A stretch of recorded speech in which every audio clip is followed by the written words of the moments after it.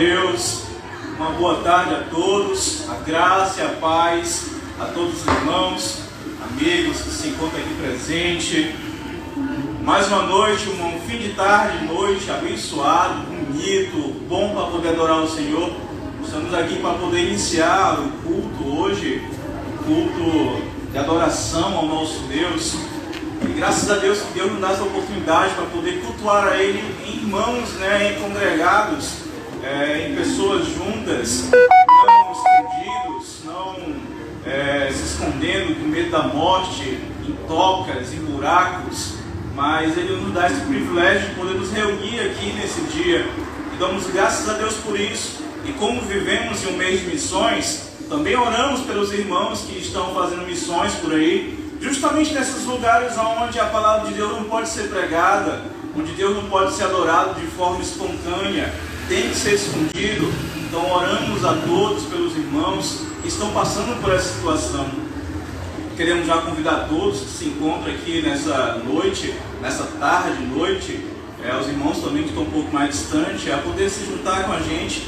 Vamos fazer uma oração, mas antes vamos ler um versículo, um texto bíblico que se encontra em Salmos, capítulo 24. Como de costume, sempre lemos uns salmos antes de darmos início. E hoje o salmo número 24. Graças a Deus para os irmãos que querem acompanhar, os salmos já se encontram no telão, sendo projetado. Assim diz a palavra do Senhor: do Senhor é a terra e tudo o que nela existe, o mundo e os seus habitantes. Ele próprio fundou-a sobre os mares e firmou-a sobre os rios. Quem pode subir ao monte do Senhor? Quem pode ficar de pé no seu santo lugar? Aquele que tem as mãos limpas e o coração puro, e não se entrega à mentira, e nem age com falsidade. Este receberá do Senhor a bênção, e Deus, o seu Salvador, lhe fará justiça. 6. Estes são aqueles que o buscam, que procuram a tua face como Jacó, ó Deus. Levantai, ó portas, os vossos frontões, abram-se, ó antigos portais, para que entre o Rei da Glória. Quem é o Rei da Glória? É o eterno, o poderoso e valente, Deus forte, bravo das guerras. Levantai, ó portas, os vossos frontões, abram-se, ó antigos portais, para que entre o Rei da Glória. Quem é o Rei da Glória? É o Senhor dos Exércitos. Este é o Rei da Glória. Graças a Deus pelo nosso Deus. Eu convido a todos que curvem suas cabeças. Vamos fazer uma breve oração no nome do Senhor. Senhor, estamos aqui para te louvar e te bendizer. Senhor, nós agradecemos por essa rica oportunidade de poder estar na tua casa, poder adorar a ti, ó Rei dos Exércitos. Tu és o grande Deus, o Deus da nossa vida. Obrigado, Senhor, por essa oportunidade.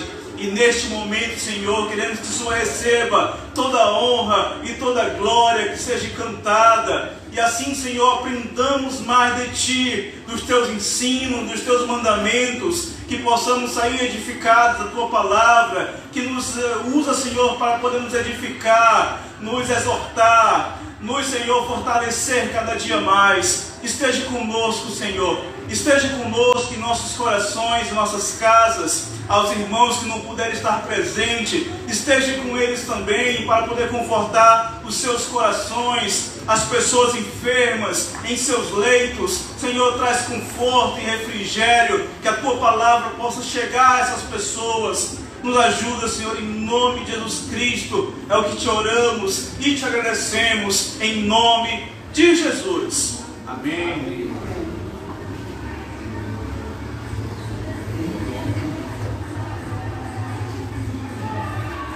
Vamos cantar uma música conhecida pelos irmãos, que também traz a revelação da palavra do Senhor que lemos, que é o Filho do Homem. Aquele que não merecemos nenhum amor dele, mas mesmo assim ele nos ama. A Bíblia fala que não foi a gente que amou ele, mas ele nos amou, ele nos escolheu. Graças a Deus.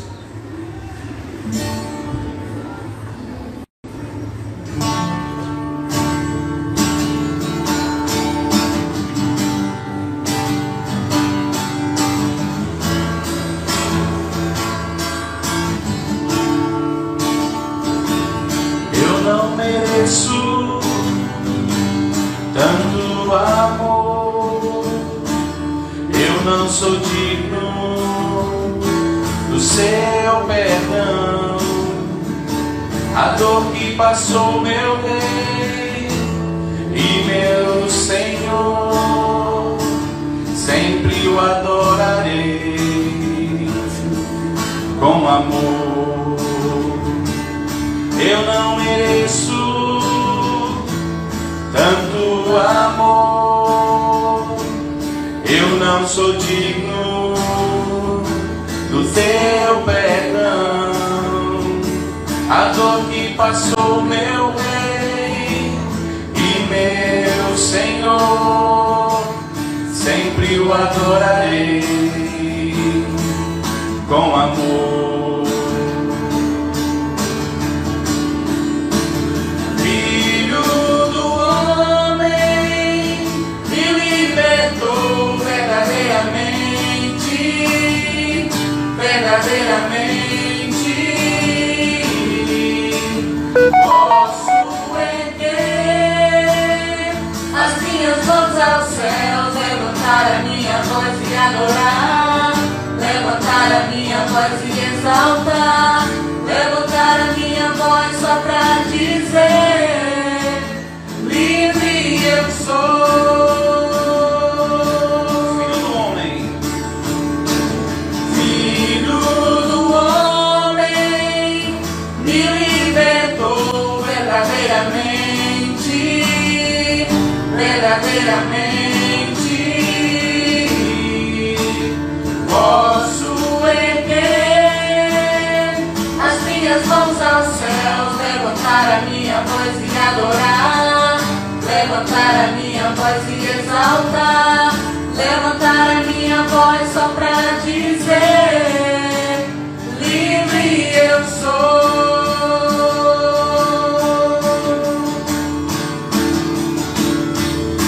Pra te adorar, pra te adorar, pra te adorar, pra te adorar, eu sou livre, sou livre. Pra te adorar, pra te adorar, pra te adorar, pra te adorar, eu sou livre, sou livre.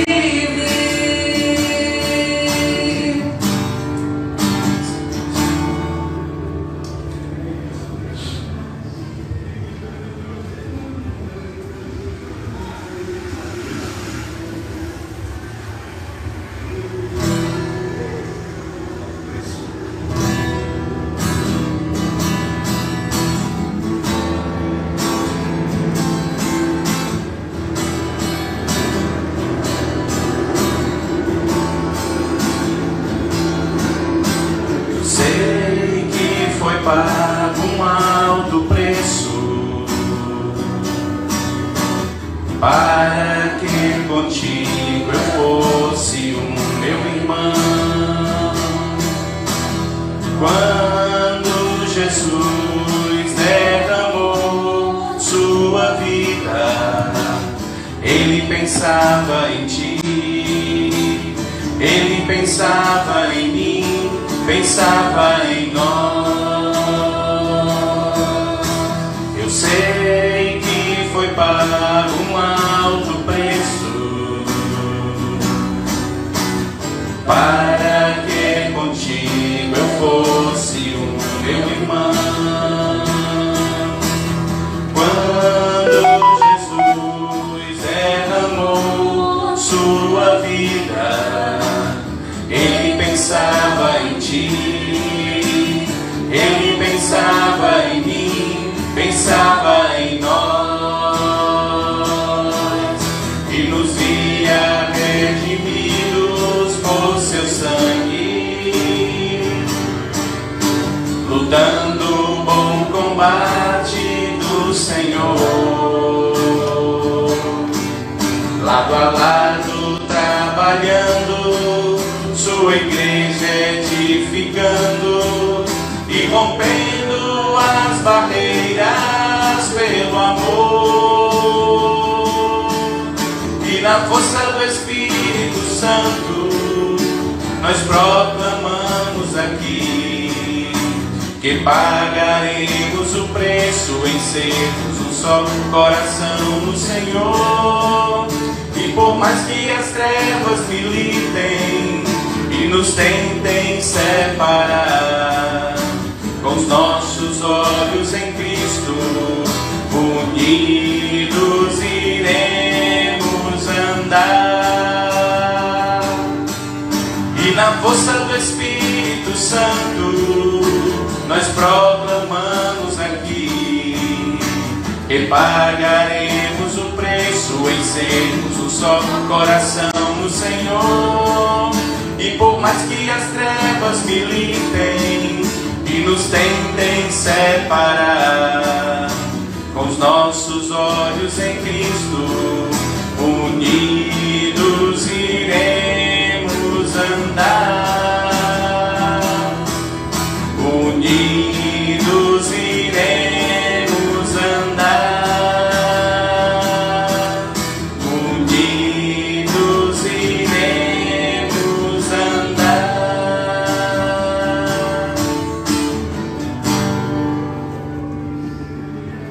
Amém, graças a Deus. Dando prosseguimento ao nosso culto, vamos primeiro conhecer os nossos visitantes de hoje, né? Deixa eu ver se tem visitante. Sim, tem um visitante aqui, eu creio que seja o pai da irmã Gleice, né? É o tio e a tia da irmã. Tio e tia, meus filhos, Iraé, Gorete e a Conceição, e a minha família. Pronto, graças a Deus. Visitante a Larissa lá atrás.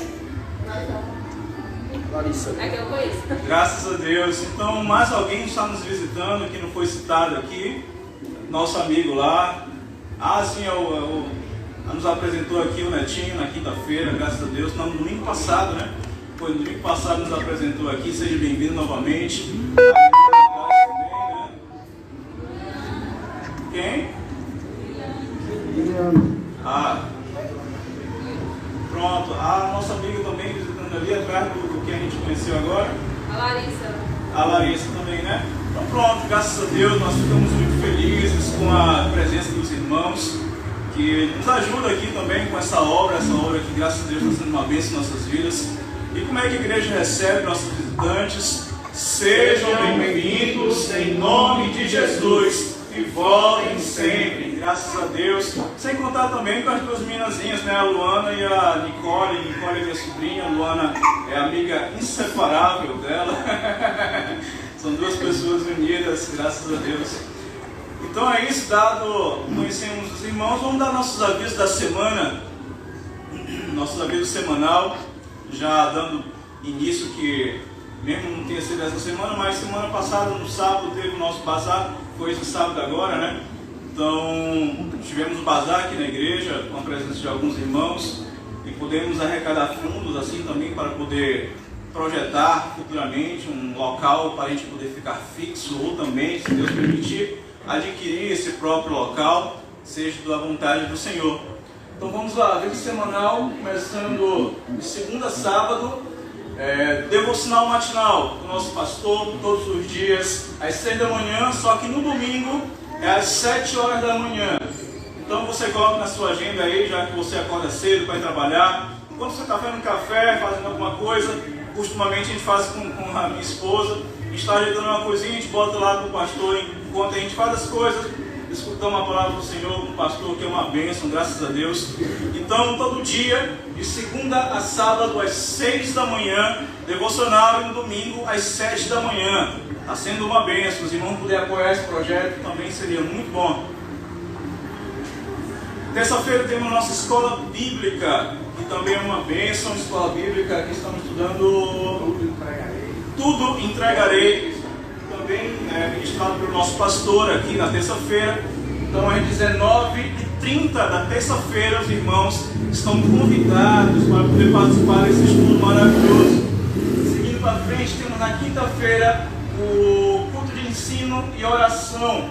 Iremos aprender agora Cristologia, a pessoa de Cristo, também é uma bênção. Os irmãos que puderem comparecer, são ensinamentos que edificam, nos ajuda a debater assuntos que normalmente a gente fica sem saber o que falar, para pessoas descrentes que às vezes têm uma dúvida. Então, os irmãos que quiserem se capacitar, cada vez mais temos aqui uma aula linda de ensinamentos. Psicologia será agora o nosso assunto. E pronto, domingo, sendo hoje também, temos nosso culto de louvor e adoração.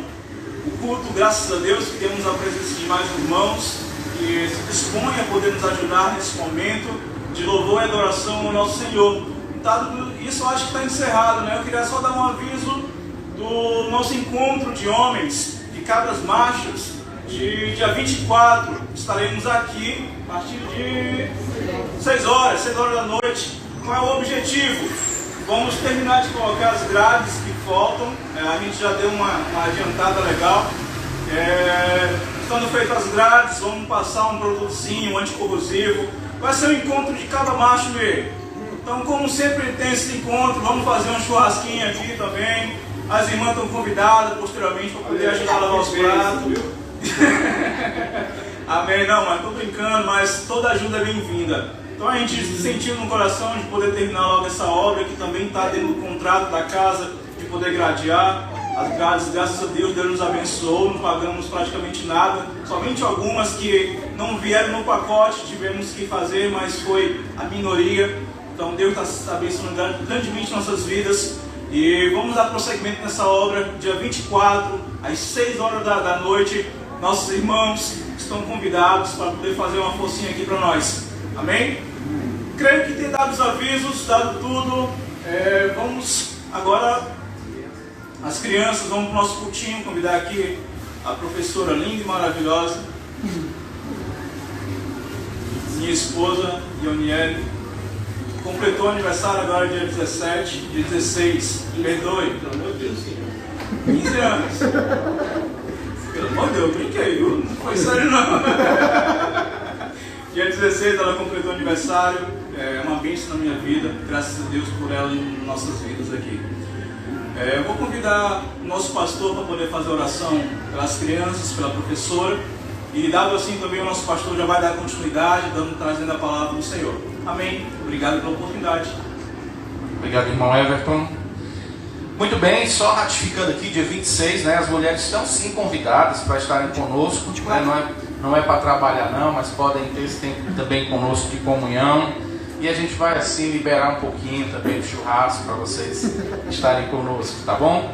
Então estão liberadas a presença das nossas irmãs aqui conosco. Sábado a partir de 6, quem não puder chegar às 6, não tem problema, você pode chegar às 7, 8, 9, agora cuidado para não chegar na hora que a gente já estiver saindo. Então venham para participar, estar em comunhão conosco. A ideia básica é essa, é fazermos o que falta, mas o principal objetivo é a comunhão, é termos esse momento de prazer em estarmos juntos, servindo ao Senhor. Vamos então orar pelas crianças e também pela irmã Ioniele, que vai estar levando a palavra no culto infantil. Senhor Deus amado, Deus maravilhoso, te rendemos graças, rendemos louvor, porque só o Senhor é digno de toda honra, de toda glória, Senhor Deus. Obrigado, Pai, pela tua graça que se renova, Senhor Deus, com a tua misericórdia a cada manhã. Somos, Senhor Deus, grandemente abençoados por ti e estamos aqui, Senhor Deus, para louvar o teu nome, mas também, Senhor Deus, que os nossos corações possam estar preparados, dispostos, assim como um terreno arado, a ouvir a tua palavra, mas que principalmente o teu Santo Espírito nos conduz à obediência. Queremos te louvar, Senhor Deus, por mais um ano de vida da irmã Ioniele. Derrama a tua graça, Senhor Deus, dia após dia, na vida dela, dando sabedoria, discernimento, crescimento espiritual e principalmente amor, Senhor Deus, pela tua obra. Usa a tua serva, capacita ela para levar a tua palavra até essas crianças, Senhor Deus, e o teu Santo Espírito possa sim convencê-las do pecado, da justiça e do juízo. Abençoa as crianças, dando também atenção, dando, Senhor Deus, um coração disposto a te ouvir e te obedecer. Ser com cada um aqui nesse momento, ser com os irmãos que estão acompanhando através do nosso Instagram, da rede social, que possam também ser abençoados, Senhor Deus. Me ajuda na transmissão da tua palavra, me usa, Senhor Deus, para glorificar o teu santo nome, em nome de Jesus Cristo. Amém, aleluia e amém. Então podem ir as crianças. Irmãos, também quero dar só mais um aviso antes que a gente esqueça. Nós vamos fazer então a nossa indicação e também a nossa eleição para a diretoria, né? A parte de tesouraria, de secretários e patrimônio, diretor de patrimônio. Então nós iremos fazer então a nossa eleição, e agora sim normalizada, bianual, começando então a partir do ano que vem. Então em novembro agora terá esse período. Primeiro é a indicação e após será a eleição. Então orem por isso. Nós vamos passar a data agora segunda-feira no nosso grupo, para você já se preparar, preparando as suas indicações, pensando nos irmãos que você entenda que pode estar servindo nestas áreas da igreja, e assim também a gente possa fazer as coisas com cuidado, responsabilidade, mas acima de tudo para a glória de Deus. Muito bem, meus amados, estamos fazendo uma exposição, versículo por versículo, capítulo por capítulo, na carta de Tiago, à igreja dos irmãos que estão na dispersão. Hoje então nós vamos dar início ao capítulo 3 de Tiago. Convido os irmãos que abram suas Bíblias. Nós faremos a leitura do capítulo 3, do versículo 1 ao versículo 12. Tiago, capítulo 3, do versículo 1 ao versículo 12. Diz assim a palavra de Deus: Meus irmãos, não vos tornei muitos de vós mestres, sabendo que havemos de receber maior juízo, porque todos tropeçamos em muitas coisas. Se alguém não tropeça no falar, é perfeito varão e capaz de refrear também todo o corpo. Ora, se pomos freios na boca dos cavalos para nos obedecerem, também lhes dirigimos o corpo inteiro. Observai igualmente, da mesma forma, os navios, que sendo tão grandes e batidos de rijos ventos, por um pequeníssimo leme são dirigidos para onde queira o impulso do timoneiro.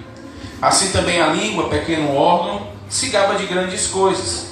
Vede como uma fagulha põe em brasa tão grande selva. Ora, a língua é fogo, é mundo de iniquidade. A língua está situada entre os membros de nosso corpo e contamina o corpo inteiro. E não só põe em chamas toda a carreira da existência humana, como também é posta ela mesma em chamas pelo inferno. Pois toda espécie de feras e aves, de répteis e de seres marinhos se doma e tem sido domada pelo gênero humano. A língua, porém, nenhum dos homens é capaz de domar, é mal incontido, carregado de veneno mortífero.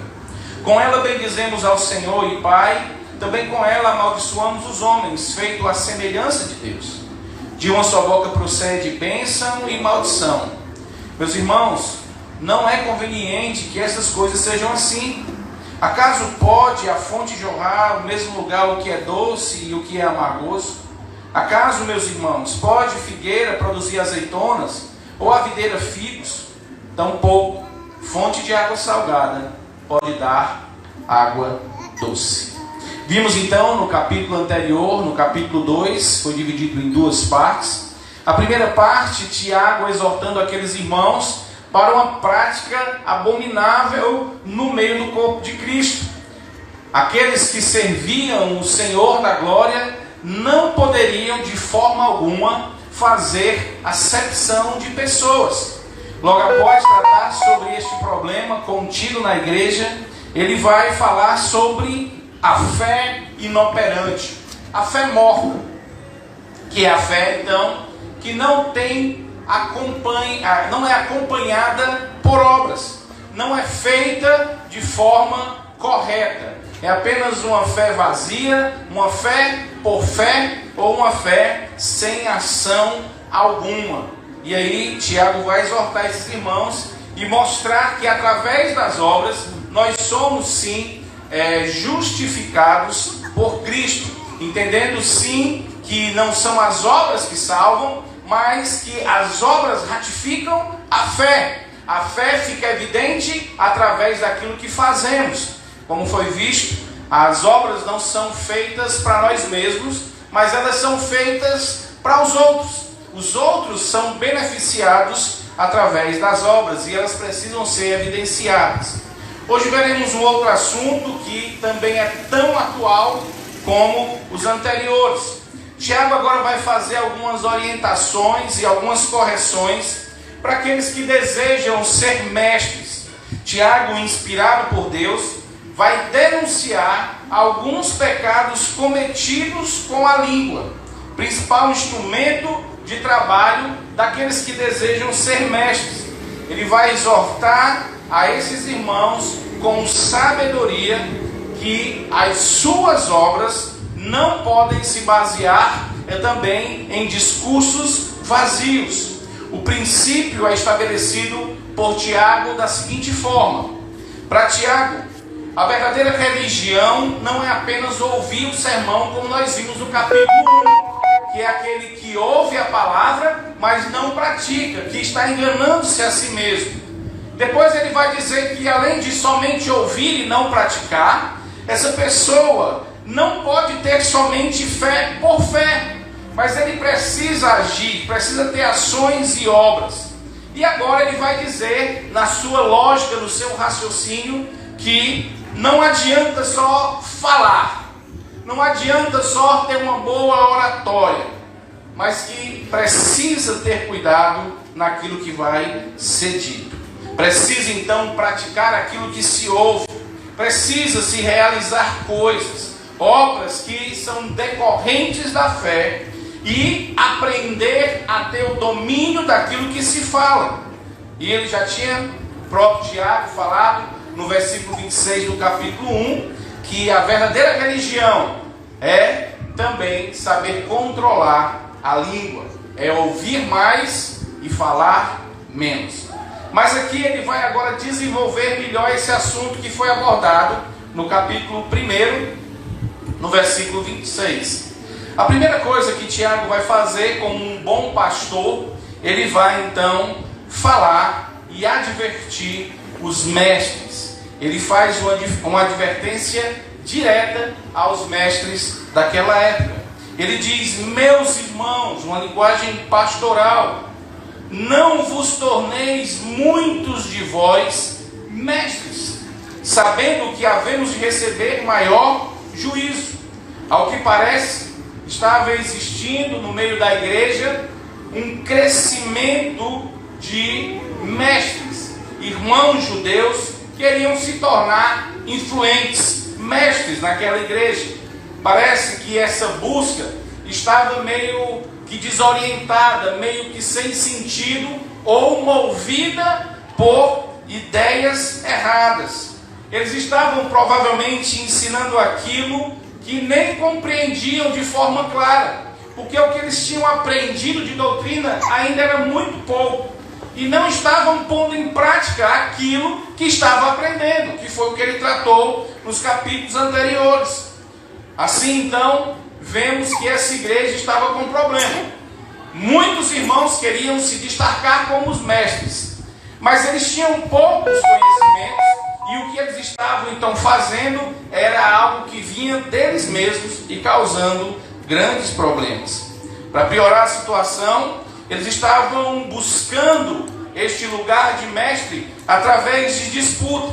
Na forma original da tradução do versículo aqui, é dito que Tiago está dizendo: parem de se tornar mestre muitos de vocês. É a tradução literal do grego. Então ele está dizendo, como diz o nosso texto, meus irmãos, não vos torneis muitos de vós, mas na linguagem original é: parem de se tornar mestres muitos de vocês.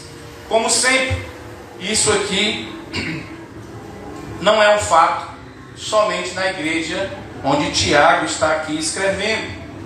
Entre os próprios discípulos de Cristo, houve aqueles que queriam disputar o primeiro lugar. Vemos também Diótrefes, um homem que queria exercer a primazia, e João então vai corrigir severamente este homem, que estava impedindo de que os discípulos chegassem e fossem recebidos. Ele estava querendo tomar conta da igreja, e João então vai exortar que este homem deveria parar com essa atitude. E o que vemos então muitas vezes dentro da igreja é exatamente o inverso daquilo que Cristo fez. Cristo veio ser um servo humilde. Ele não veio ser um grande servo, um memorável servo, um rabi, um conhecedor, um grande teólogo. Não foi isso para ele que ele veio. Ele veio para servir e dar a sua vida, e fez isso em completa humildade. O que também podemos ver aqui é que Tiago não está condenando de forma nenhuma a existência de mestre, e nem que na igreja haja o anseio, o desejo, a vontade de alguém de se tornar mestre, se tornar pregador. O que Tiago está fazendo é: irmãos, cuidado, prestem atenção, não vos torneis muitos de vós mestres. Então ele está dando um alerta: irmãos, não tem condição de todo mundo ser mestre na igreja. Cuidado, tomem cautela. Por quê? Porque aqueles que desejam esse tipo de ministério, o episcopado, o mestrado, o ensino na igreja, tem sobre eles maior juízo. Existe sobre aqueles que querem se tornar mestres um juízo maior. Então o que Tiago está dizendo é: tenham cautela, calma. Ele não está condenando a aspiração pelo ministério, e também não está indo contra Paulo, que diz que se alguém aspira o episcopado, excelente obra almeja. Ou seja, para que alguém se enquadre como pastor e mestre, ele precisa ter o desejo de fazer isso. E isso não é errado, desejar ser um mestre, desejar ser um pastor. Tanto é que ele diz: olha, não é errado, mas tomem atenção, porque pode vir sobre você maior juízo. Os mestres estão sobre uma maior responsabilidade. E era isso então que eles precisavam aprender e entender. E alguns estavam encantados com a liderança. Alguns estavam querendo destaque, estavam querendo ser então proeminente, e viam que o caminho do ensino era um caminho bom e fácil para se destacar. E assim começa uma disputa, e começa então a busca generalizada por ser mestre. E aí a busca é movida por uma intenção errada. A busca para ser mestre não é para transmitir com fidelidade a palavra, mas para que haja um destaque. A busca não é feita com os cuidados comedidos, não é feita através do reconhecimento da própria igreja, mas são homens que estão se levantando e querendo colocar sobre si os seus títulos. Tiago já tinha falado, inclusive no capítulo anterior, sobre o juízo do Senhor, que é sem misericórdia, sobre aqueles que agem sem misericórdia com os servos do Senhor. E agora ele está novamente dizendo: olha, o Senhor, ele é um juiz, e ele vai julgar mais duramente, mais severamente, aqueles que buscam ser mestre. O juízo aqui significa um veredito desfavorável, significa algo que terá uma punição consequente, e pode ser trazido com tradução de condenação. Não apenas só juízo, mas virá sobre ele uma condenação maior. Ou seja, algo que talvez fosse perdoado por alguém, um erro teológico, uma expressão errada de uma doutrina, que poderia ser perdoada por um membro, não seria perdoado por alguém que se intitula mestre. Não teria sido passado vistas grossas, mas haveria uma condenação, haveria um juízo sobre aqueles que querem se tornar mestres. A própria palavra de Deus diz em Lucas capítulo 12, versículo 48, que aquele a quem muito foi dado, muito lhe será exigido, e aquele a quem muito confia, muito mais lhe pedirão. O rigor, então, de Tiago se deve à seriedade do assunto. Sabe por quê? Porque falsos mestres são capazes de colocar gerações inteiras em perdição. Falsos mestres podem destruir uma geração inteira.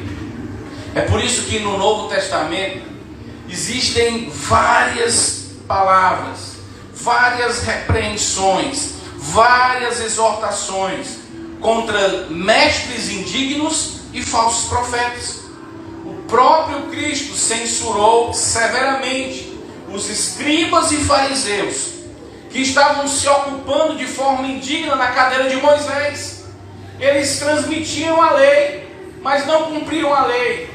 Colocavam fardos pesados demais, eles iam além da lei para querer se mostrar justos. E Cristo condena a atitude desses homens. Trazendo então o que está sendo dito aqui por Tiago, nós precisamos entender, meus irmãos, que um dos maiores problemas das igrejas evangélicas é a sua liderança. Problemas que acontecem quando o líder se levanta com o desejo de se tornar mestre. Quando ele quer se tornar mestre pelo seu próprio desejo, pelos seus próprios meios, não usa os critérios normais, não usa a humildade e o conselho bíblico, e simplesmente de uma hora para outra ele diz: não, aqui não dá mais para mim, porque eu não tenho uma oportunidade. Nessa igreja não tem condição, porque eu não posso transmitir o meu conhecimento. E simplesmente saem.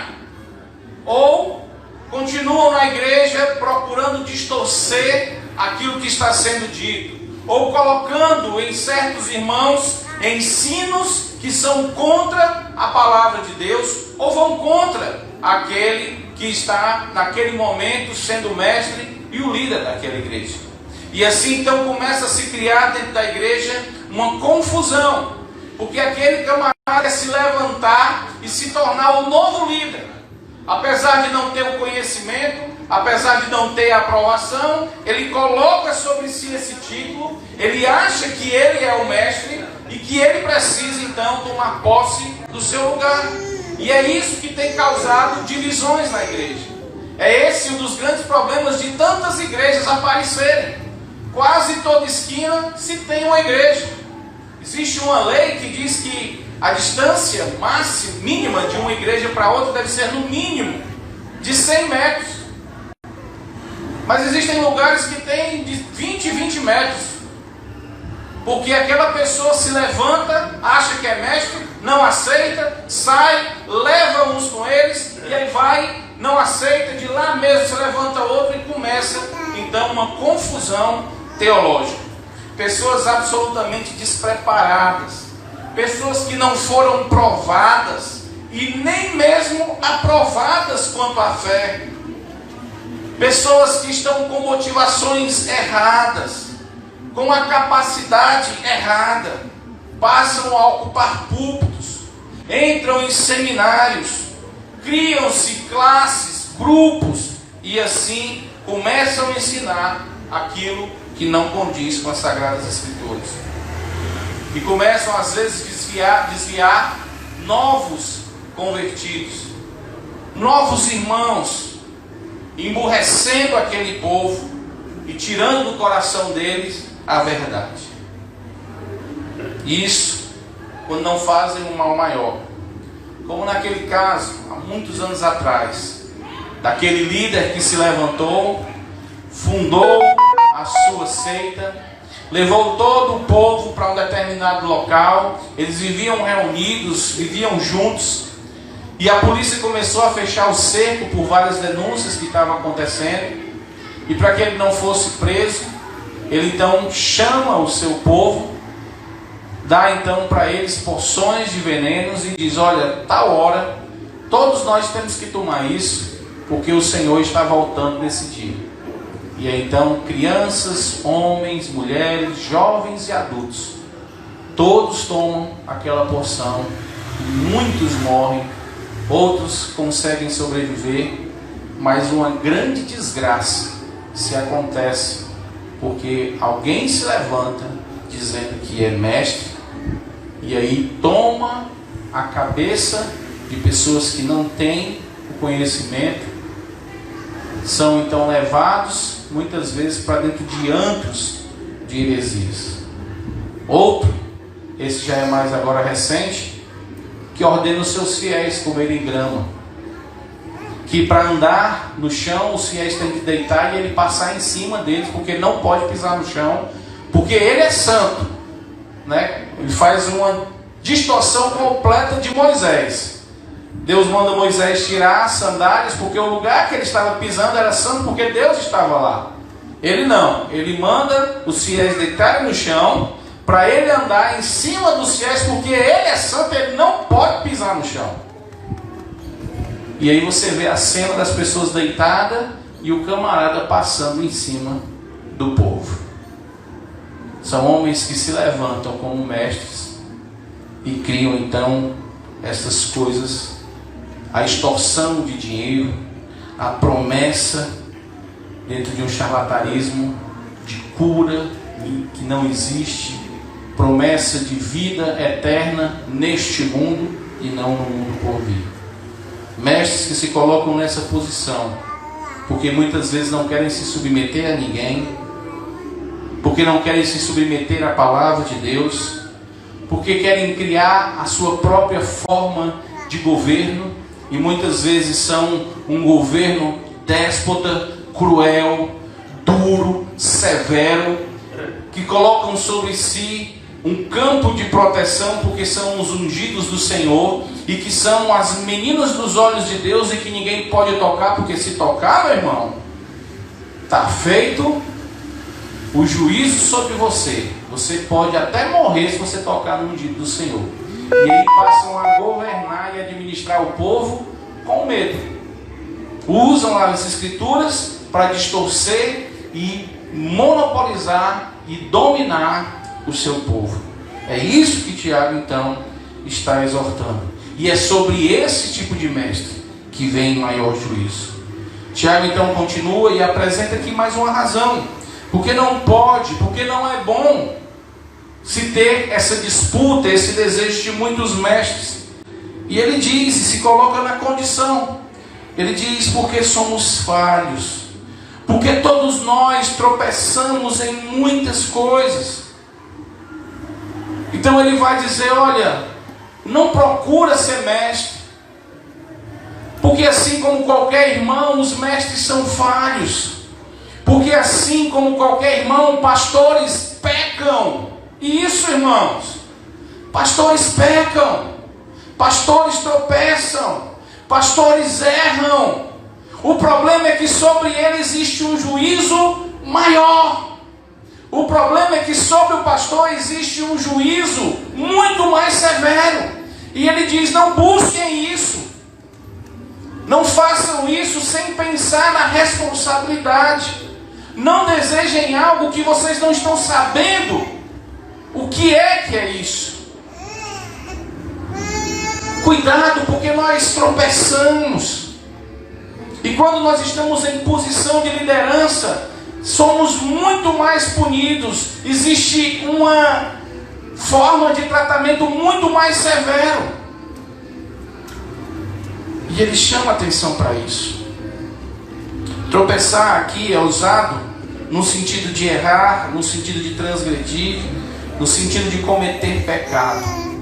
Tiago já tinha usado esse mesmo termo lá em capítulo 2, no versículo 10, quando ele diz, qualquer que tropeça em um só ponto da lei, se torna culpado de todos eles. O que podemos aprender aqui é o seguinte. Primeiro, mesmo depois que somos salvos pela graça de Deus, todos nós estamos sujeitos a tropeçar em alguma coisa. Todos nós, como o próprio Tiago diz, estamos sujeitos a tropeçar, não é só numa coisa, mas como ele diz, em muitas coisas. Todos nós. A salvação não nos isenta do pecado. Ela nos ajuda a não pecar. com Cristo em nossas vidas, nós temos hoje condição de dizermos se vamos ou não vamos pecar. Cristo nos dá a condição de dizer: eu não vou pecar. Algo que antes, sem Cristo, era impossível. Porque o nosso desejo sempre é pecar. Nós não temos mais o mesmo desejo de antes do pecado. Nós também não somos mais condenados pelos nossos pecados. Mas temos acima de tudo em Cristo o perdão de todos os nossos pecados, quando nós nos voltamos a Ele arrependido. Então não existe a doutrina do aniquilamento do pecado após a salvação. Não existe isso, é uma doutrina que é passada, de que o homem salvo, ele não peca mais. Por isso que algumas igrejas, o camarada quando peca, ele volta, aí levanta a mão, vai lá dizer: irmãos, estou salvo de novo. Aí vai, passa a semana, peca, chega no domingo seguinte, levanta a mão e é salvo de novo. Porque na cabeça deles, eles entendem que não podem mais pecar. Não aceitam a perseverança dos santos, de que diz que aqueles que foram comprados pelo sangue de Cristo, esses não podem mais voltar à condição de pecadores. Eles não podem mais ser condenados, porque nenhuma condenação há para aqueles que estão em Cristo Jesus. Tiago também está se colocando em uma situação que nós podemos entender que ser um discípulo de Cristo não nos tira da nossa condição de pecadores. De forma humilde, ele se coloca como alguém que tem consciência das suas fraquezas. Ele entende que ainda não chegou à perfeição absoluta, que está nos reservada somente na glória. Por isso que ele diz: irmãos, nós precisamos atentar para isso. Nós não podemos ter esse desejo, porque muitos de nós iremos receber grande juízo como mestres. E outra lição que nós podemos aprender é que, por mais que Tiago se coloque nessa condição, isso não tira dele de forma nenhuma a credibilidade daquilo que ele está dizendo.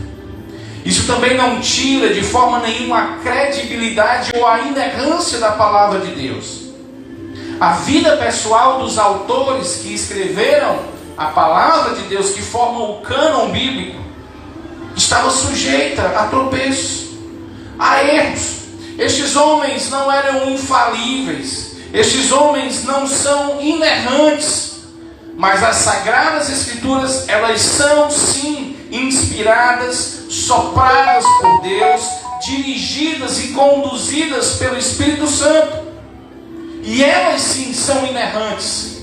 Eu jamais posso dizer que a carta de Tiago não tem credibilidade, porque ele está dizendo aqui que ele é um homem que tropeça em muitas coisas. Jamais nós podemos tirar a veracidade das Escrituras, porque Tiago afirma que ele é um homem que contém pecado em sua vida. O que nós temos que entender é aquilo que Isaías faz, que quando vê a glória de Deus, diante de Deus ele diz: eu sou um homem impuro e habito no meio de um povo de impuros lábios. Mas aí o Senhor, no seu amor, na sua graça, como Atenais, coloca na boca de Isaías uma brasa e diz: agora você está purificado. E Isaías é comissionado a ser um profeta de Deus. Então as Escrituras não são falíveis, porque os homens que a escreveram são falíveis. As Escrituras são completas, perfeitas e inerrantes, porque o Espírito Santo de Deus foi que conduziu estes homens a escrevê-las. Não veio de forma humana, mas veio de forma espiritual e divina. Dentre muitas coisas que Tiago fala, ele vai agora destacar uma coisa. Ele vai falar que em muitas coisas nós tropeçamos, mas ele vai destacar apenas uma. E o que ele vai destacar aqui é aquilo que falamos. Ele vai dizer que aquele que tropeça no falar, aquele que transgride a lei de Deus com palavras, que são chamados os pecados da língua, que ocupam grande parte das Escrituras, como falso testemunho, blasfêmia, mentira, conversação torpe, chocarrices, maledicência, difamação, calúnia, perjúrios. Ele vai dizer, nós temos que ter cuidado de todas as coisas que tropeçamos como líder. Devemos ter cuidado no que vamos falar, porque a nossa principal ferramenta é a fala. Mas que fique claro que o juízo não virá somente para os mestres. Todos serão responsabilizados por aquilo que falam. Em Mateus capítulo 12, versículo 36 e 37 diz: digo-vos que toda palavra frívola que proferirem os homens, delas darão conta no dia do juízo. Então não são só os mestres que serão responsabilizados por aquilo que falar. Todas as pessoas serão responsáveis por aquilo que falam. Controlar a língua, então, não é só um dever do mestre, não é só um dever do pastor. Controlar a língua é um dever de todos os cristãos, porque controlar a língua vai indicar exatamente maturidade. Vai mostrar que você chegou a ser um perfeito varão ou um homem maduro. E vai mostrar que você tem capacidade de não só controlar a língua, mas condições de controlar tudo no seu corpo. Restringir a língua, frear a língua, ponderar no que vai falar. Como João Calvino diz, é uma verdadeira virtude. O homem que consegue controlar os seus impulsos do falar é um homem que tem então uma verdadeira virtude. E aqueles que freiam a língua conseguem frear os desejos do próprio corpo. O princípio que Tiago está usando aqui é o princípio do maior para o menor. O que ele está dizendo é que a pior coisa, a mais difícil, é controlar a língua.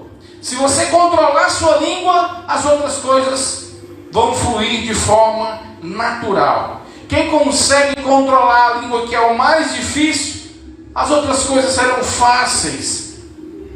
As paixões da necessidade do corpo será controlada facilmente. O domínio da língua, então, é a chave no processo do domínio próprio. Quando eu domino a minha língua, eu tenho então maturidade e começo então a dominar a mim mesmo. Se quisermos controlar as nossas necessidades, paixões, emoções, nós precisamos aprender primeiramente a controlar a língua. Quem domina a língua, domina o resto. Quem controla a língua, controla o corpo. É isso que Tiago vai dizer no versículo 3 e 4. E ele vai usar então a ideia do freio do cavalo e do pequeno leme na mão do timoleiro. Ele vai dizer que aqueles que têm um cavalo, que tem toda a força, que tem todo o controle, quando são colocados neles os freios, os arreios, os brides na boca, você consegue controlar ele e coloca o cavalo onde quer. Assim como um grande barco, mesmo diante de um mar em fúria, ele é controlado por um timoneiro com seu pequeno leme e consegue conduzir esse barco para onde quer. O que Tiago está dizendo é: se você consegue controlar esse pequeno órgão no seu corpo, você consegue controlar tudo mais. Tudo mais na sua vida consegue ser controlado se você controlar a sua língua. E ele vai dizer: olha, você tem que controlar, porque a língua é algo perigoso. No versículo 5 a 8 ele vai dizer: a língua, um órgão tão pequeno, fica se gabando de grandes coisas, mas ele é um mal. Vede como uma pequena brasa, uma pequena fagulha pode destruir uma grande selva. E assim a semelhança do freio do cavalo e do pequeno leme. Povo, eu tenho aqui o poder, eu tenho aqui os meus mágicos, os meus feiticeiros, e não ouve a palavra de Deus. Como o próprio Nabucodonosor, em sua arrogância, achando-se que era maior do que Deus, se submeteu à condição de ficar no meio do mato, comendo e pastando como um animal. A arrogância da língua nos coloca em situações desastrosas. Pedro e Judas vai advertir pessoas que querem viver se gabando. Uma das características do anticristo é exatamente porque ele se gaba do que ele é. Tiago então chama o seu leitor e diz: vede, presta atenção, olha atentamente como uma pequena fagulha pode destruir uma selva. Nós estamos vendo isso, né? Jornais estão todo dia noticiando. Começou um pequeno incêndio, foi alguém que jogou um cigarro, e aí então o tempo está seco e destrói grande parte. Temos exemplos de grandes homens poderosos que apenas com uma ordem executaram milhares de homens e mulheres. Homens poderosos que criaram uma guerra desproporcional. Mas a comparação continua no versículo 6, e ele vai mostrar aqui o poder diabólico da língua em 5 afirmações. Primeiro ele diz que a língua é fogo. A língua tem a capacidade de inflamar. A língua tem a capacidade de destruir coisas. Provérbios 16 e 17 vai dizer isso. Amados, nós podemos falar algo e destruirmos a vida de uma pessoa.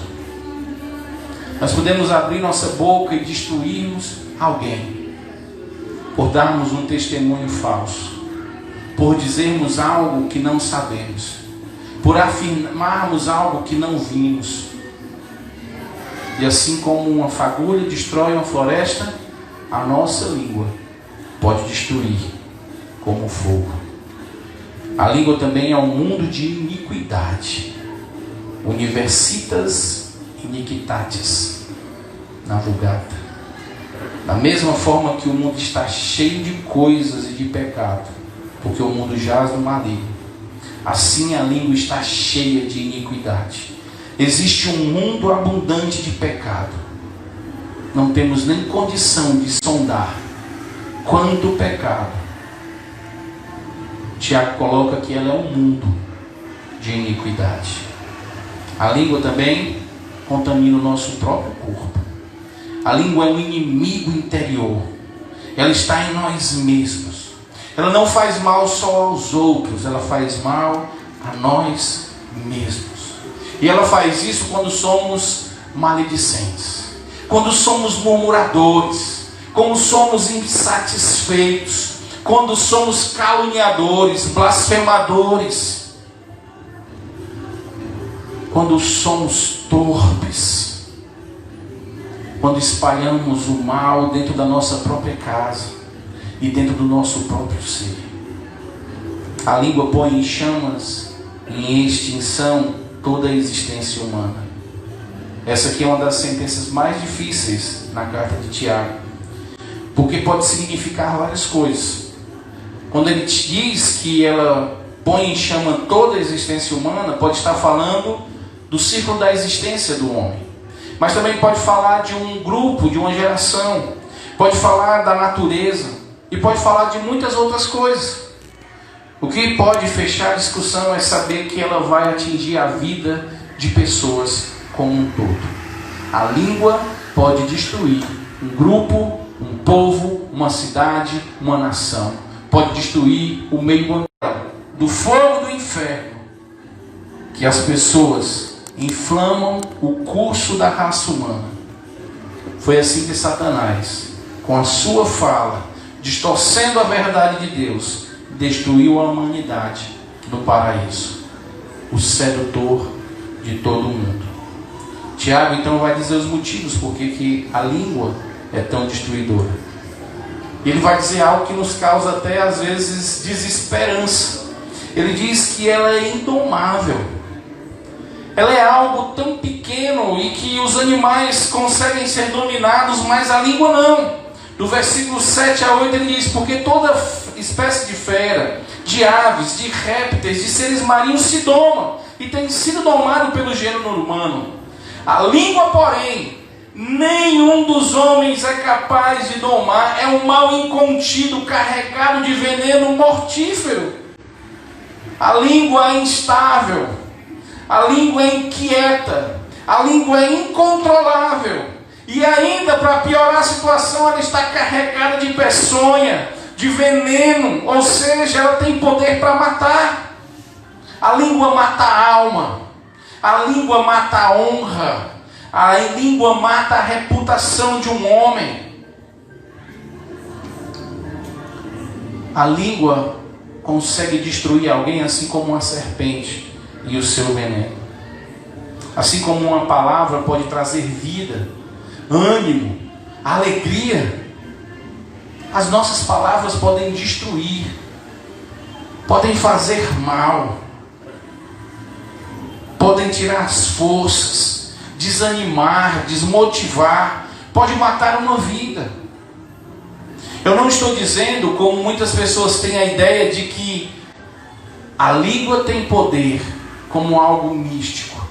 Ou aqueles que dizem, né, a palavra tem poder. Não diz isso não, que a palavra não é algo místico, é algo real. É você chegar para alguém e dizer: você é um incapaz. É você chegar para sua esposa: você não presta, você não vale nada. Não é misticismo, é a realidade. Esse é o veneno da língua, que não é falado, comedido, então mata a pessoa. É dizer para o seu filho: você não presta, você não vai ser nada na sua vida, você não tem jeito, você está acabado. Não é algo místico, são palavras envenenadas, é peçonha venenosa entrando na mente e no coração de alguém. É por isso que ela é incontido, um veneno que mata. Mas pastor, se a língua é tudo isso e nós somos incapazes de domá-la, então pastor, acabou a esperança. Então pastor, quer dizer que não vai chegar ninguém com condição de ser um varão perfeito, pastor? Pastor, então Paulo aqui, Tiago aqui destruiu qualquer esperança de chegarmos à maturidade, destruiu qualquer condição de eu ter de controlar minha língua, mesmo usando o exemplo do freio, mesmo usando o exemplo do leme. Nós estamos sem esperança. É mais fácil dominar um animal, como vemos pessoas domesticando gatinhos e domesticando leões, pessoas que conseguem amansar e criar um passarinho solto, livre na sua mão, e consegue domar uma areia e fazer com que ela pule e faça aquilo que ele quer. Mas a língua não, pastor. A língua não tem condição de ser dominada. Como é então que vamos fazer? A língua só é indomável. Ela só é inflamada pelo fogo do inferno por aqueles que não têm o Espírito Santo de Deus. Aqueles que não têm o Espírito Santo de Deus não têm condição de dominar a sua língua. É isso que Tiago está dizendo. Se você quer ser mestre, se você quer tomar de conta, ser alguém que está lá em uma posição elevada, movido pelos seus próprios desejos, se você quer usar a sua língua, cuidado. Se você quer usar este meio de ferramenta, cuidado, porque virá sobre você juízo. E te digo mais: se as suas palavras forem venenosas, se a forma de transmitir os seus ensinos for para destruir, como um fogo destrói uma floresta, eu quero dizer que para você não existe esperança. Você está dominado por Satanás. Para você virá um juízo muito duro. Mas para aqueles que são salvos em Cristo Jesus, aqueles que são dominados pelo Espírito Santo de Deus, não são dominados por Satanás, não são mais controlados por ele. A língua não faz mais parte do reino das trevas. Não somente o corpo, a alma, tudo agora pertence a Deus. Você agora está sobre um novo rei. Um rei que não coloca fardos pesados, mas que ensina de si, que mostra que seu jugo é suave e seu fardo é leve, que coloca em nós o Espírito Santo de Deus, que nos conduz em todas as nossas coisas, que nos dá sabedoria, que nos dá a palavra de Deus, que nos ilumina, que nos ajuda a entendermos, que faz com que falemos aquilo que vem de Deus, que cogitemos agora para coisas espirituais e não para as coisas carnais. Se somos salvos, nós temos agora condição de dominarmos sim a nossa língua. Deus não colocou em nós nada que não possa ser controlado por nós. A língua não é colocada aqui por Tiago como algo perdido. O que ele está mostrando é que a língua é algo selvagem. Os perigos que ela traz, os perigos que ela traz na boca de um ímpio, mas também os perigos que ela pode trazer através dos lábios de crentes. É isso que ele está dizendo, que assim como um ímpio, você pode se comportar da mesma forma, assim como ele exorta a não fazer acepção, assim como ele exorta a ter obras de fé. Ele diz, olha, se você tiver o descontrole no seu falar, se as suas palavras são de mortes, são conduzidas como o inferno, você provavelmente não está agindo como um verdadeiro cristão. E ele vai dizer agora de forma muito clara como funciona isso. Tiago é muito prático. E ele diz, olha, veja a incoerência da língua. Versículo 9 a 22. Ele vai mostrar como é que funciona um religioso superficial. Ele vai mostrar como é que funciona a vida de um seguidor de uma religião superficial. O religioso superficial, ele não se examina, ele não obedece à palavra de Deus, ele tem uma fé morta. Mas além disso, e por causa disso, ele tem a capacidade de bendizer o Senhor e Pai, como diz aqui, versículo 9, com ela bendizemos ao Senhor e Pai. Também com ela amaldiçoamos os homens feitos à semelhança de Deus. Ele está dizendo, olha, homens superficiais, imaturos na fé, eles têm a condição de bendizer ao Senhor e ao mesmo tempo ele tem capacidade de amaldiçoar homens que são feitos à semelhança de Deus. Bendizer é falar bem, é elogiar, é adorar. Bendizer é uma das mais altas expressões por parte dos filhos de Deus na adoração. Amaldiçoar é maldizer, é falar mal, é desejar algo de que mal aconteça na vida de alguém. Mas o que torna mais grave o amaldiçoar é porque o homem é imagem e semelhança de Deus. Essa linguagem da Septuaginta ecoa desde Gênesis capítulo 5, versículo 1, quando diz que Deus criou o homem à sua imagem e à sua semelhança. Mesmo no pecado, mesmo longe dos caminhos do Senhor, mesmo não sendo salvo em Cristo, o homem, mesmo com a imagem distorcida pelo pecado, ele ainda mantém a semelhança e a imagem do Senhor. Esse é o perigo. É quando falamos algo que ofende aquele que é a imagem e semelhança de Deus. Hoje as pessoas estão dando muita importância às coisas que não é para ser importante. As pessoas inclusive perderam a esperança na humanidade. Você pode ver que as pessoas estão dando mais atenção a animais do que ao homem, que é a imagem e semelhança de Deus.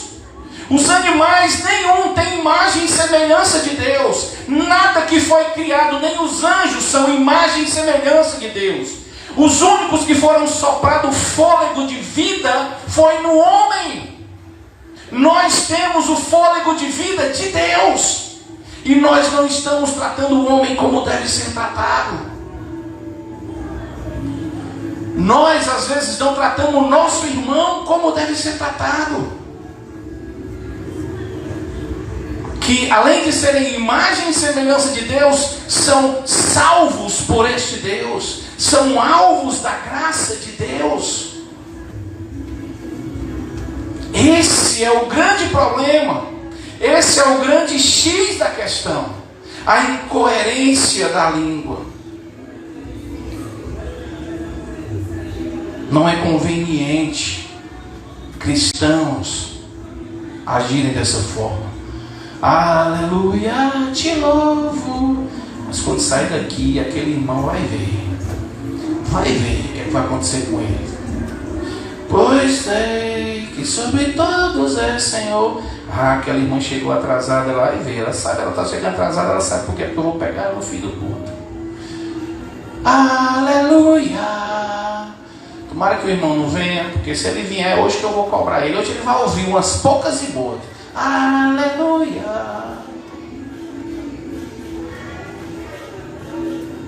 Irmãos, entre nós não pode acontecer isso. Assim como um sopro em uma pequena fagulha acende o fogo,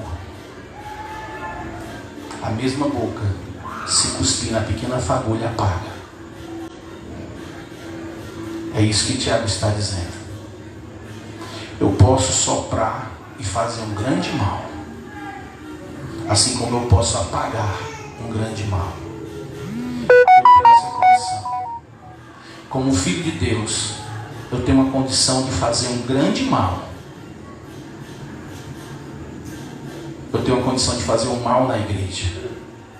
Eu tenho condição de fazer um mal com a minha família. Eu tenho condição de destruir um irmão. Eu tenho condição de destruir uma igreja. Assim, eu permita que a carne domine a minha vida. Mas se eu for controlado pelo Espírito Santo, se eu deixar então o Espírito Santo conduzir a minha vida,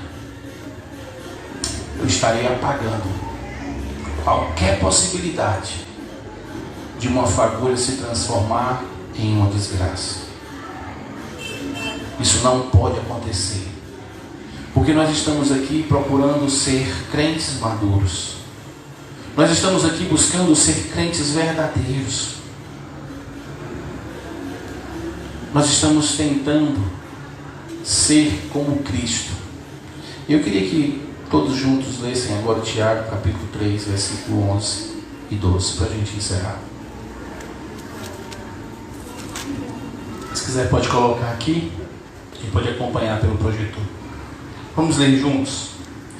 Acaso pode a fonte jorrar do mesmo lugar o que é doce e o que é amargoso? Acaso, meus irmãos, pode a figueira produzir azeitona ou a figueira figos? Vamos parar aqui. O que Tiago está dizendo aqui é que ele está tirando qualquer possibilidade de dúvida. O que Tiago está dizendo é, entre crentes, não pode existir isso. Aqueles que foram lavados pelo sangue de Cristo não podem produzir águas amargas. Aqueles que são lavados pelo sangue de Cristo não podem produzir outro fruto. Os salvos em Cristo têm que produzir água doce. Os salvos em Cristo têm que produzir o fruto do Espírito. Ele quer tirar aqui qualquer possibilidade de dúvida quanto ao uso correto da língua. A sua pergunta é retórica e o som do não é ouvido. Acaso pode? Não. Acaso pode? Não. Não existe essa possibilidade. Não pode haver no nosso meio essa possibilidade. Não podemos entre nós nos matarmos. Não podemos entre nós causarmos maus com a nossa palavra. Não deve ser proferida pela nossa boca palavras que vão matar o nosso irmão, que vão destruir o nosso irmão, ou que pode acabar com a existência dessa igreja. Não pode sair da boca daqueles que são conduzidos pelo Espírito Santo palavras venenosas, peçonhentas e infernais. Não pode mais sair dos nossos lábios palavras ofensivas. A palavra de Deus é muito clara. Deus, na sua criação, Ele diz lá em Gênesis 1, produz a terra relva, ervas que deem semente e árvores frutíferas que deem frutos segundo a sua espécie, cuja semente esteja sobre ela a terra. Ou seja, assim como a videira dá uva, a figueira vai dar figo, a oliveira vai dar azeitona, a mangueira vai dar manga, e o crente vai dar frutos do Espírito. É assim que funciona. Tudo neste mundo é assim. Os seres vivos se reproduzem conforme a sua espécie, porque esse é um princípio estabelecido por Deus. Somente um milagre, só um milagre, é que transforma águas amargas em águas doces. Somente a salvação é que transforma a nossa língua, que antes era amargosa e venenosa, mas com a salvação ela agora pode produzir palavras doces. E é isso que nós somos exortados na palavra de Deus. Não saia de vossa boca nenhuma palavra torpe, senão palavras que são para edificação, palavras que produzem graça. No versículo anterior, Paulo vai dizer: tais fostes vós um dia, vós erais assim, éreis assim. E aí ele diz: olha, não sai da vossa boca nenhuma palavra torpe. Era assim que vocês viviam, mas o milagre de Deus transformou essa vida amarga, venenosa e infernal em algo doce e celestial e benéfico. É isso que Tiago está dizendo. É impossível na vida daqueles que têm o Espírito Santo de Deus viver produzindo água amarga. É impossível na vida daqueles que foram conduzidos a Cristo pelo Espírito Santo ficar se bendizendo e se maldizendo, ficar bendizendo a Deus e falando mal do irmão, abençoando e maldizendo, abençoando e amaldiçoando. É impossível. Não dá para fazer isso. Fomos transformados milagrosamente por Cristo. Nós não podemos mais viver como se nós não fôssemos. Nós somos salvos. E quando Cristo nos salvou, Ele nos salvou completamente.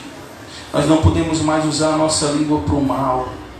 Nós não podemos usar a nossa língua para destruir pessoas.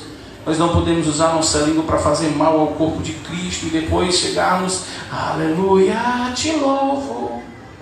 Não podemos. Não dá. É isso que Tiago diz. Porque aqueles que querem viver assim estarão sofrendo um grande juízo. Para encerrar algumas aplicações para a nossa vida hoje.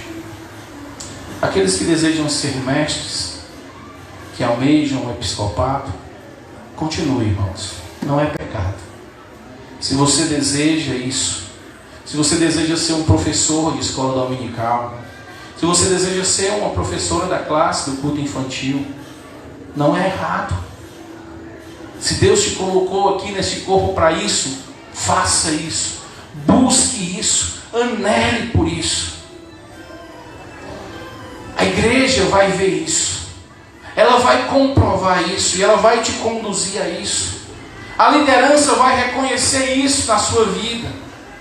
A palavra de Deus vai te mostrar isso. A sua submissão a Deus e a sua humildade vai lhe levar a isso. Então, se você deseja, faça isso, mas da forma correta. Não motivado pela coisa errada, porque quer estar acima, porque quer mostrar conhecimento. Não faça por isso, mas faça porque você quer levar a palavra de Deus, porque você quer ser usado por Deus para levar o evangelho da graça, porque você quer dizer às pessoas como serem mais semelhantes a Cristo. Se essa for sua motivação, continue, irmão, ore e nos procure. Nós teremos o prazer de lhe conduzir a isso, se a sua motivação for essa. Mas se não for, se o desejo não for esse, mas for um intuito maligno, de levar pessoas para longe dos preceitos do Senhor, existe um juízo contra você. Pense nisso. Ao se querem ser mestre, existe uma exigência mais rígida. O controle da língua deve ser algo notório. A fonte do mestre tem sempre que ser doce. Os frutos não podem ser trocados. Não tem como o mestre ficar bendizendo a Deus e por fora amaldiçoando o irmão. Isso é uma desqualificação. A outra lição que podemos aprender é que todos nós somos chamados a dominar a nossa língua. Não só os mestres, mas todos nós.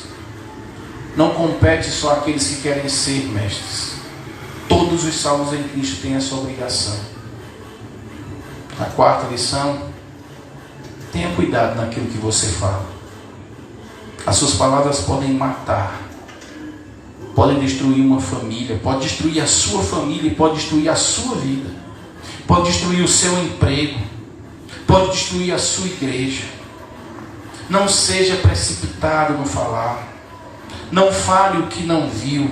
Não diga nada de ninguém baseado em suposições. Que seu falar seja sempre para edificar. Que as suas palavras sejam brandas, porque palavras duras suscitam ira. Não tenha na sua boca maledicências, mentiras, fofocas, calúnias, insultos. Sua palavra seja sim, sim e não, não. Não tenha um linguajar torpe.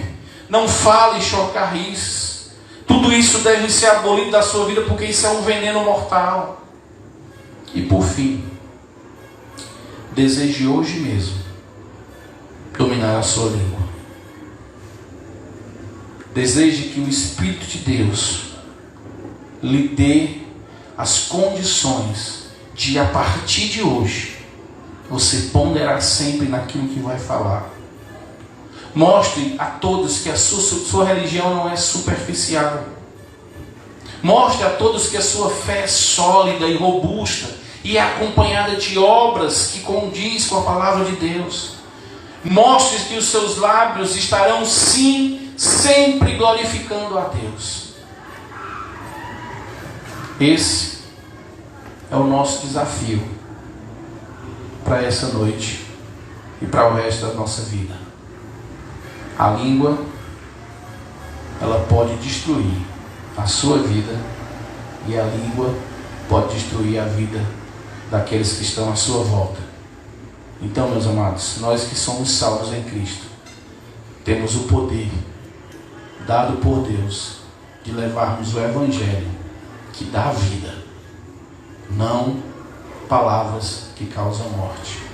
Então, que a nossa palavra seja sempre temperada com a palavra de Deus, para que possamos dar vida e irrigar corações que já estão desfalecendo. Que as nossas palavras sejam sempre temperadas com a palavra de Deus. E assim eu garanto que você será um varão perfeito, um homem, uma mulher madura, um jovem maduro, que vai poder se posicionar da forma correta. E as suas palavras serão sempre palavras de edificação. Vamos orar. Senhor Deus e amado Pai, nos ajude, Senhor Deus. Quão difícil é dominar a língua. Quantas vezes somos tentados a falar o que não devemos. A nossa língua coça para dizer o que não deve ser dito. Quantas vezes nós falamos coisas que nos arrependemos logo em seguida. Então que possamos ouvir a Tua Palavra, mas que possamos pôr em prática. A Tua Palavra, através de Tiago, diz que nós precisamos ser tardios em falar e prontos para ouvir. Primeiro conselho para o nosso coração, que Tiago nos dá através da Tua Palavra. E segundo conselho, é que não usemos a nossa língua para fazer o mal. Que esses dois pensamentos venham sempre à nossa mente antes de falarmos, e possamos ponderar sempre naquilo que vamos falar, para a glória do Teu santo nome. Amém Aleluia e amém. Vamos ficar de pé, meus amados. Vamos então aproveitar e louvarmos a Deus também com os nossos dízimos e ofertas. Lembrando que quem está nos visitando, não sinta-se constrangido, isso é um privilégio nosso, da nossa igreja. Mas se quiser ficar à vontade e contribuir, fique à vontade, que Deus abençoe também a sua vida.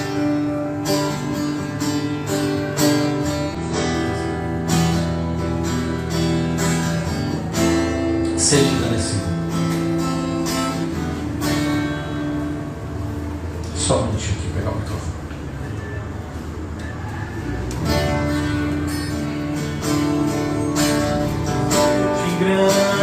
Engrandecido, ó Deus da minha vida, Tu és o Deus da minha salvação.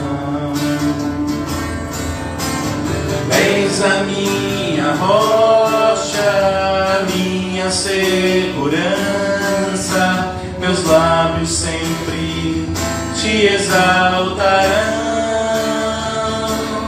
Aleluia, te louvo, pois sei que sobre todos és Senhor.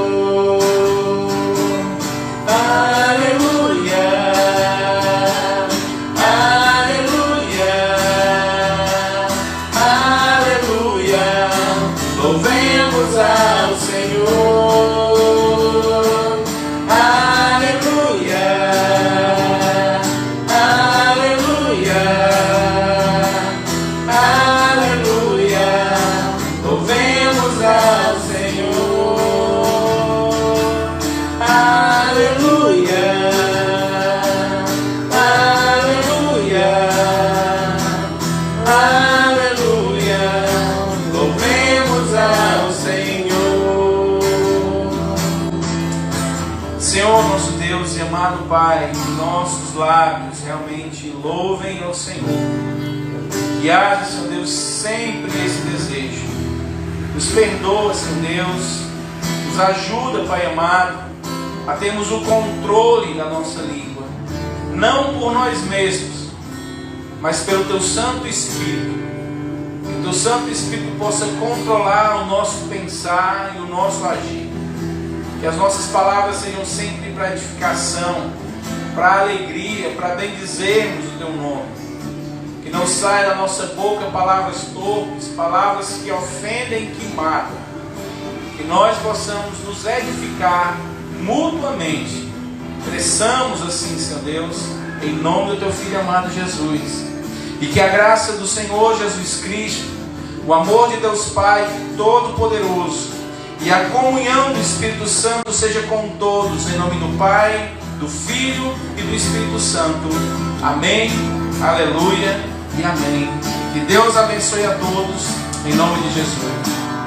E assim possamos ter agora nosso tempo de comunhão ali no anexo número 2. Fique à vontade, estamos encerrados neste momento aqui. Senhor.